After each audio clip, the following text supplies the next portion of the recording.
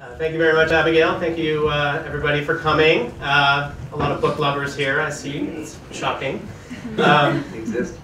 So very happy to be here on the stage with DW, Hannah, and Ami, and we're going to talk to you today about some of our favorite books of all time, possibly. I'm going to start off with actually telling you about one of my most recent favorite books. This year, I'm a fiction writer, and I'm also a literary translator, and very involved in this sort of world of translators. And in that world, sometimes you don't talk about, oh, have you read the latest so-and-so? You said, oh, have you seen the latest Susan Bernofsky translation, right? So it's a slightly different world, and not a lot of people in this, not a lot of translations make it to the bookshelves, and so I try to take every chance that I can to kind of plug translations. So one of the books I've read that made it on the long list for the National Translation Award, which is given by the American Literary Translators Association, is a wonderful contemporary book called Running Through Beijing by a young author named Xu Chen, X-U-Z-E-C-H-E-N, and translated by Eric Abramson. And basically, you hear a lot about piracy and illegal DVDs and stuff like that. Well, this is a story told from the point of view of a bootleg DVD salesman in Beijing. And guess what? It's not a very easy life. You're always running from the police. You're trying to find a girlfriend. You're trying to find somebody who's going to rent you a place and things like that. And it's a wonderfully fast-moving, very energetic, very, I would say, insightful and incisive view into what the life is like for a lot of people living on the margins in this sprawling metropolis. And Beijing is very much a character in this book. So I'd highly recommend that book, Running Through Beijing. There's a lot of play with the movie Run Lola Run, if anybody has ever seen that. So there's some kind of fun intertextual stuff there. So that's my first title. I'm going to start it off with that one and pass it over to DW. I'll piggyback on some of that. I think it is good to highlight books in translation. I don't know, forgive me if this is old news for some of you, but the best estimate we have is about 3% of the books in the US are translated titles, and that's a very generous estimate. Contrast that with some countries that have 60, 70, 80% in some cases translated titles. So I think it's a good starting point to I think we should all be writing letters to our publishers and local senators and all this to tell them we want more books in translation, because I think we're being cut off from a lot of books that would be exciting to read and aren't out there for us.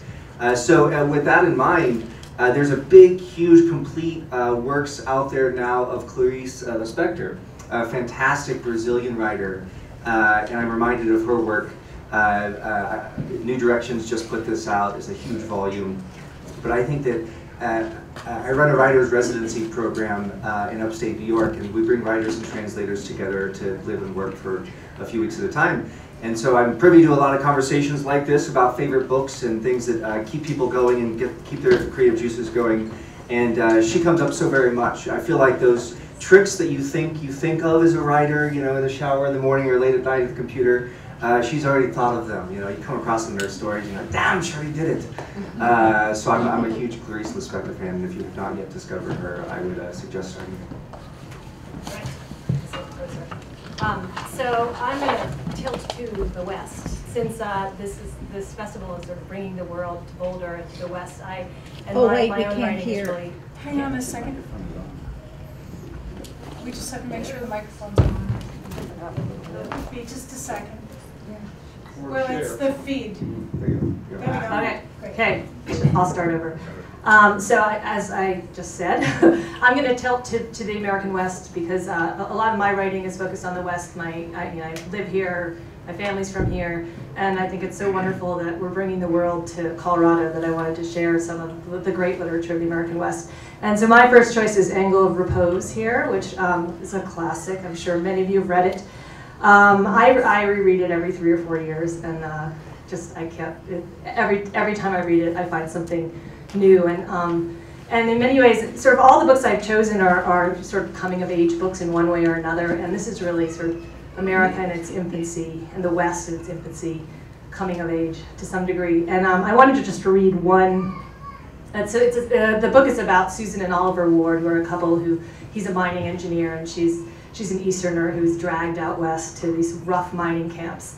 And he has all these grand schemes for developing the West, and she's sort of sitting there observing and writing about it. So this is just this sort of encapsulates the whole book. She saw in his face that he had contracted the incurable Western disease. He had set his crosshairs on the snow peak of a vision, and there he would go, triangulating his way across a bone-dry future, dragging her and the children with him until they all died of thirst. Welcome to the West. Wow. Hard to follow.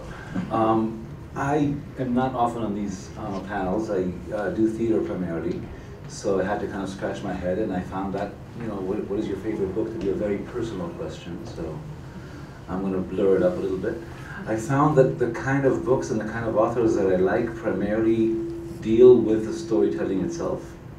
The Little Prince doesn't like the sheep until it's a box, but he can imagine this sheep inside. Winnie the Pooh gets taken down the stairs so that Christopher Robin can hear a story about his favorite people who are his friends, and himself, obviously. And I find that that kind of crosses genres in my taste, anyway. And the first person I want to talk about is Yevgenia Ginsburg, who's a Russian survivor. Anybody familiar with Journey into the Whirlwind? It's a memoir, Stalin-era memoir. She was taken before 37, spent over 17 years in the gulags, and only met with her son, her younger son. Her oldest son died of hunger. She meets with her younger son. She was 2 years old when she left him, and they connect with each other. And after a while, he goes, "Oh, now I know what a mother is." And he has a couple of more lines about the people who gave him care thus far. But he says, "A mother is unconditional love, but also if you say your favorite verse and you stop in the middle, she picks up exactly where you stopped." And the storytelling basically saved her.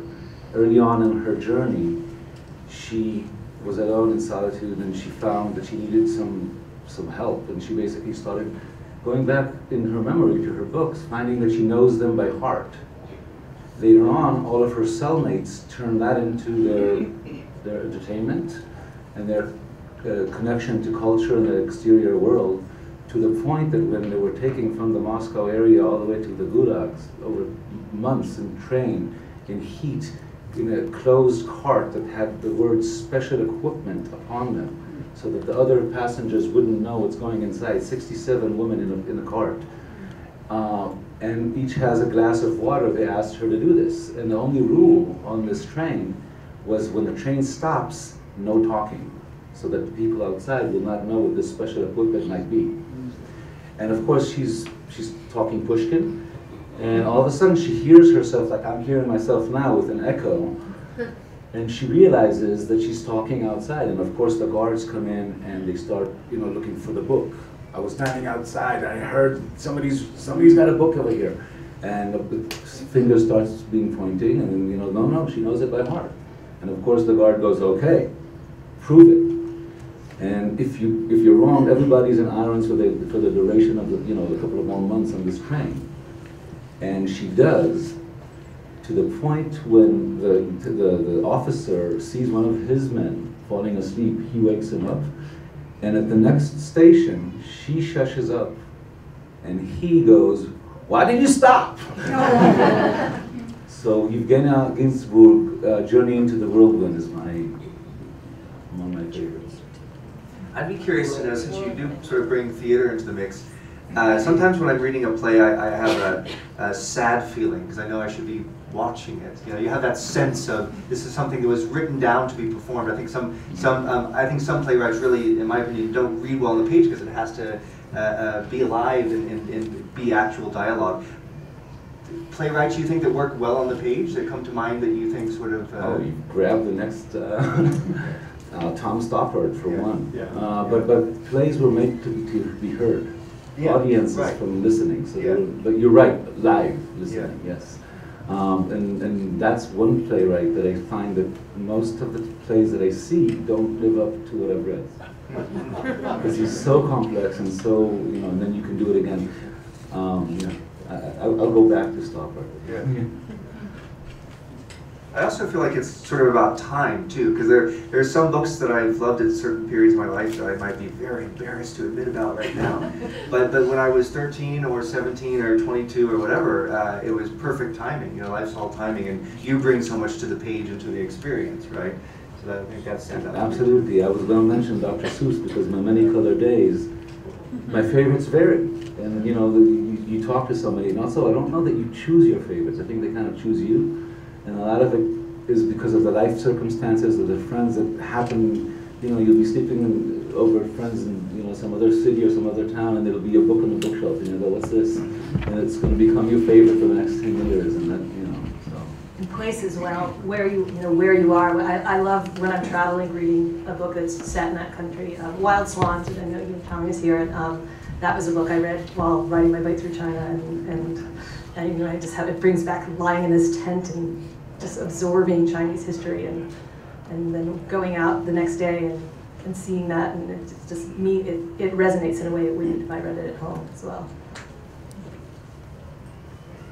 I also feel like there are writers that I read and I'm mystified by them, and I guess as a writer there are some other writers that I read to sort of read them in wonder. And admiration, and then there are writers I read and I kind of aspire to what they're doing, and I feel like I'm sort of in the same vein that they're working in, and I relate to them as a writer. And I think it's the former group, the ones that sort of give me wonder, that I really appreciate the most, because I just thought I couldn't even wrap my head around. I could never do that. What's that? I could never do that. Exactly. How did they do that? Yeah. Not to be able to see the machinery at all or anything, and just have that wonder. I remember having that feeling the first time I read Blindness by Saramago. And just sort of opening chapters and how everyone was afflicted, and they just had such power and such punch, and I just couldn't. And it was so simple. It seemed so simple, but yet so mystifying, and it's always stayed with me. Absolutely. Yeah, I've had the same experience with his Gospel According to Jesus. Yeah, that's so magic. And that does bring me back to Thomas Stoppard, because his first published play, Rosencrantz and Guildenstern Are Dead. First of all, I would never imagine being able to do anything that he's done. But in this particular case, getting back to the storytelling, he sets the drama in the backstage of the most famous, the most known play ever written. So Hamlet is happening somewhere over there. Hamlet is the smallest role, and so we as readers are enticed to fill in the gaps, that sheep inside the box. And I just find he does this over and over, and the real thing, there's a play within a play, and another play within another play, and so on. And and this is the other thing that really gets me about favorite authors in particular, is once there's a body of work. Yevgeny only wrote one book. It's a twofold. There's 400 in the first and then 400 in the second. Within the Whirlwind is the extension of that. Stoppard has had such a body of work in recent times now. He's dealing with the hard problem. He's dealing with the material versus divinity conundrum. And you read the dialogue and you go, that was my first reaction. The proof of divinity is in this dialogue. That extra element that the human spirit has that cannot be just otherwise explained. So, and one more thing, his recent one is a radio play, which you can hear and it doesn't need a performer really. Is called Dark Side, and it's to the tune of Dark Side of the Moon with Pink Floyd. Filling that with context, which, if you think back and when you listen to the Pink Floyd way back when, you could just wish you had the capacity to even imagine such a world. And always dealing with, in this particular case, is what are we going to do as a race? Are we going to go altruism or egoism, and we don't have much time. So. How about classics, the books that everyone works off, the Don Quixotes of the world? What are your sort of favorite classics? That's one. Yeah.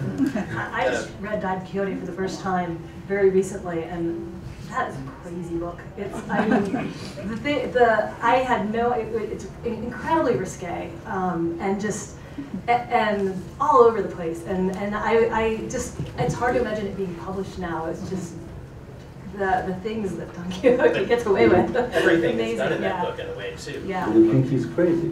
Yeah, indeed. Yeah, I may pronounce quixotic. I used to think of that as sort of a little bit crazy, tilting at windmills kind of thing. Now I think of it as completely batshit crazy. He was, I think he must have had syphilis or something. Totally insane. Yeah. Yeah, I remember trying to read it in high school and not really doing a very good job with, but coming back to it a couple years ago with the new Edith Grossman translation, which I would recommend to anybody as just, the humor in it that she's able to bring out is just unbelievable, and you just are absolutely with those characters.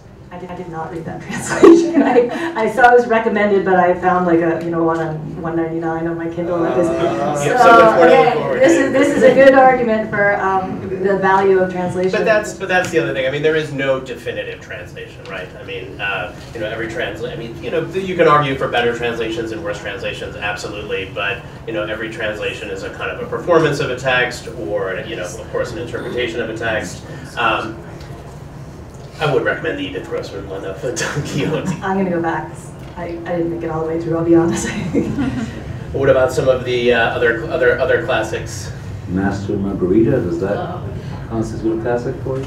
That's one that I keep coming back and get some time to time. And again, never would I don't even know how to describe it, let alone think of writing something like that. It's uncanny. Well, it's also, as you said, revisiting something, right? Because a lot of times you're made to read these books when you're young, or maybe you tried to read them when I think I did that when I was 14 or 15. I was always picking books that were way too early to be reading, but I was going to be seen reading them or something like that. So you got to go back to them years later. But maybe it's a layering process, I think, because you might revisit it again in 10 years. So yeah. One of the books that was actually on my list is Portrait of a Lady by Henry James, and that's one I have not read that since I was quite young, since I was Isabel Archer's age, who's the heroine of Portrait of a Lady, who's a young American ingenue who goes off to Europe and marries poorly, in a nutshell. But I read it again as a 19-year-old traveling through Europe, and it so affected me at the time, sort of someone with your life ahead of you and all the good and bad choices that you haven't made yet. And I'd be very curious to go back to it now, if I can ever find the time, and see how, now being in my 40s and having had children and been married and traveled the world, what it would feel like, if it would speak to me in the same way, or if I'd see different things there. Right, I think partly there's that excitement of, maybe revisiting an old friend, but then also maybe a little bit of a fear too, about what that might have said about you, back then, or getting this kind of perspective, melancholic perspective on you. There's a danger too in going back to some of those books that affected us so much at a certain age, I think. You might not like her anymore, that old friend. Also too, I kind of always had a hard time, I always felt guilty because I didn't like Fitzgerald. I didn't like, and so I saw this performance, right? So they had this performance that the Public Theater did in New York where they read the entire book, The Great Gatsby, as a performative thing, word for word. And the dialogue is acted out just like you would sort of see in the scene. And sometimes you get lost in that. You forget that it's sort of a book being performed and you're just in the scene, and then they go back to reading prose and you sort of remember what's happening. It's a long experience, several hours, but it brought it alive, and it's totally changed my relationship to it. So something for me in that case was essential to engaging other people and other artists to bring it alive for me. So have you had a Tender as the Night party since then, inviting some friends? Do you have dramatic readings at home? You just throw back some whiskey and do it. One book from my youth I did recently review was Catcher in the Rye, and it did not hold up for me at all. It did not, no, not at all. What was it that was missing, or what had changed, or how did you? I found his voice really grating. What seemed like rebellion, and when I went to college, all the boys in there sort of, their blazers with the elbow patches and the flasks of brandy, who were so cool, and that sort of definition of cool somehow to me now, looking at having teenagers on my own, is terrifying, and it seemed, he talks a lot about things being phony, it seems phony to me in a way as well. And then having been through, watching all these kids trying to be young Holden Caulfields also, just that sort of the essence of funniness is the way it was emulated. Yeah. Hidden books, those books that you feel like nobody else has heard of, that you're the only person that's heard of, that you want everybody else to know about. Do you have those that is sort of off the map that stay with you? I have a book that won the National Book Award in 2007 or 2006, I think, but the writer hasn't written again. It was a book called Waiting for Snow in Havana. I don't know if you guys have ever heard of this. Carlos Ayer. And his family was part of the elite class in Cuba, and they left when Fidel came to power. And Carlos is a teacher at Yale Divinity School. And it's just a memoir of sort of memories of sort of those faint memories of his early days in Cuba and then coming to the States.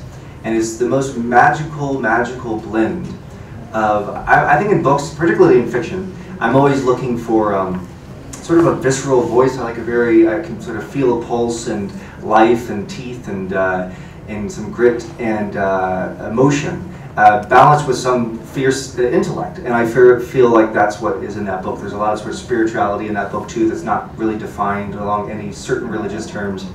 And it's a really magical book, and I feel like it won that award, but it doesn't really stay around, so I'm always proselytizing about Waiting for Snow in Havana. You should read Learning to Die in Miami, which is a sequel.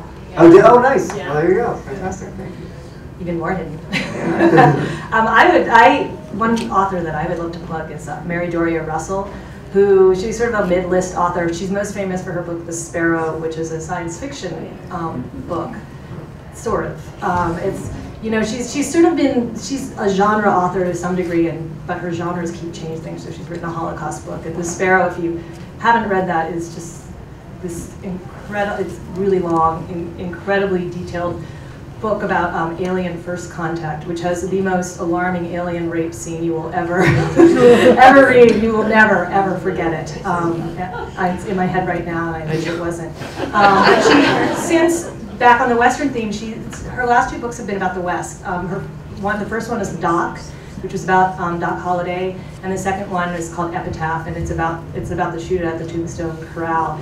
And they're very long, incredibly fully imagined worlds that really sort of bust in the same way that Wallace Stegner does, really sort of break up the myths of the West and explore these people who become myths, even as they are becoming myths. And her writing, she just inhabits her world so fully, and her characters are just so amazing. So I highly recommend Doc and Epitaph. It's her sort of, and they haven't gotten the attention that I think they deserve. There's also 2 sequels to The Sparrow. Yes, I'm still trying to get the last. But she is, and I think most of her fans are science fiction type people, and then she switches genres, and I think it's sort of problematic in that way because then they don't necessarily want to read westerns, and everybody says, "Oh, this is just a western. It's Louis L'Amour," but it's really so much more than that. So I'd go seek her out if you haven't already. I don't know if these are really hidden, but Hans Fallada's books. Yeah. Alone in Berlin and Little Man, What Now? I highly recommend. Every Man Dies Alone. I'm a big Hans Fallada fan, yeah. The Israeli writer that needs a lot of help being translated, Helen Knan, her first book, Mother Wheat, is coming out in a couple of, half a year. Wheat Mother is translated too, and I would really recommend that. And there's a much more celebrated Israeli author, David Grossman, who, speaking of being able to do anything, fiction, non-fiction, his non-fiction work on the Israeli-Palestinian conflict, The Yellow Wind, I think it was translated to, describes all of the personal narratives that you would need to know what a mess this is. And this is before the first Intifada, he wrote it in '87, and everything that you saw happening afterwards was just really explained over there. His books, his novels are his forte, but what people don't know as much about him is how much he writes for kids. Bringing in the imagination, Itamar walks on the walls and gets into the photos and solves the problems that folks have in the photos on his walls and within his dreams. it became, there was a whole generation, certainly my kids, that grew up on this. And then Kamal has a young brother, Uli, who speaks, like 2-year-olds that nobody can understand except for his older brother, who saves the day by translating him. This Uli was a real kid, died in the recent, or 2006 in Lebanon, where David Grossman is one of the clearest voices of the diminishing Israeli left. And a whole country basically was in mourning of a child that they felt they knew. And so his newest book, Fallen Out of Time, deals with grieving over a child loss. And the author said that he succeeded in conveying that, he failed. A couple writers I'd like to mention. One is Victor Serge, S-E-R-G-E, who's a pen name for a Russian writer who lived one of these just unbelievable 20th century lives, exiled from Russia, through the Spanish Civil War, in Paris, through World War II, fighting everybody, ending up in Mexico in the 60s. And I think my favorite book of his is called Unforgiving Years, which sort of has the span of that time. Also Midnight at the Century is another one of his books. And then there's an Italian writer named Diego Marani, M-A-R-A-N-I, who has a wonderful book called New Finnish Grammar about a shipwrecked soldier in World War II who washes up onto a Navy boat. He has amnesia. There's enough sort of circumstantial evidence for them to think that he's Finnish, so he goes to Finland to try to learn Finnish and to rediscover who he is and his roots, and it's got a wonderful voice to it. We have 10 minutes left. What about nonfiction? Those who talk about fiction. Carlos Herrera, the Waiting for Snow and Rain, has a memoir, but maybe piggybacking on the Western writers book, I can't have a conversation like this without mentioning Joan Didion, who I worship the altar of, and her book about California, Where I Come From, I think is an amazing book about the West and westward sort of ideals in the U.S. Where I Was From, is that what it's called? Yeah. Can we open up the floor to some questions? We'd like to spend the last part of each session. Do you interact with the authors in any way? If you'd like, I've got a microphone. Yes, sir? Tell us your favorite books. Of course, I have a big list coming. Hello, my name is Mokhtar. I teach literature and translation. Oops. Hang on just a second. Okay. Must be your voice. Yes, generally I don't need that to teach in class. I can just talk. And I was saying that problematic of translation is very interesting because I've been teaching a lot of literature, Francophone generally, or Arabophone, so Arabic to English, and generally when I'm in class, I always have me as a professor, the two versions, French, English, or Arabic, English. And yeah, just lately, I remember a couple of days ago, we were in class, sometimes you don't know where this translation is coming from. I mean, I understand translation is something very, very difficult, and my brother is translator at the United Nations, so I know, but it's sometimes, I know it's very difficult just to get the, the substance of the language in another language, and so something that's very, very interesting. Also about just literature in general, being mad about books in general, so. My experience is with Quran. I'm somebody who, I'm from West Africa, Mauritania, so started young. For a while in my family, they didn't know exactly where to put me, in the Arabic Quranic school or in the Western school. So for a couple of years, and I was just, thrown in the desert, learning Quran. So the fascination of learning and trying to find books, and I guess created in me just this strong need to read, at any cost. And from there is no library, there is nothing. So that's problematic is there. So if I have two quotes quickly. One is Gabriel Garcia Marquez, 100 Years of Solitude. I remember talking about one character while there was a train, and he was talking about books being put in the second wagon, and he was saying people should be put in the second wagon instead of books. books should be traveling first class. So I thought that's great, always in my mind. The second one is an anecdote of a French philosopher, Paul Ricoeur, who taught for 40, 50 years in the United States. He passed away a couple of years ago. And in 1968, when the revolution was going in the French universities, he was dean at Paris 8, they say, that's a French university. And he was cornered in his office by all this angry mob, people trying, you know, it was the Maoist revolution. They tried to get him because they was telling that he was a bourgeois. And they asked him this simple question: why are you dean? Why do you have that job? Why do you hold that job? And he said, because I read more books than you. So I thought that was very interesting. Thank you. I'd just like to say about translation really quickly, and I can say this because I'm not a translator. I think it helps us as readers when we come to understand translation as an art form.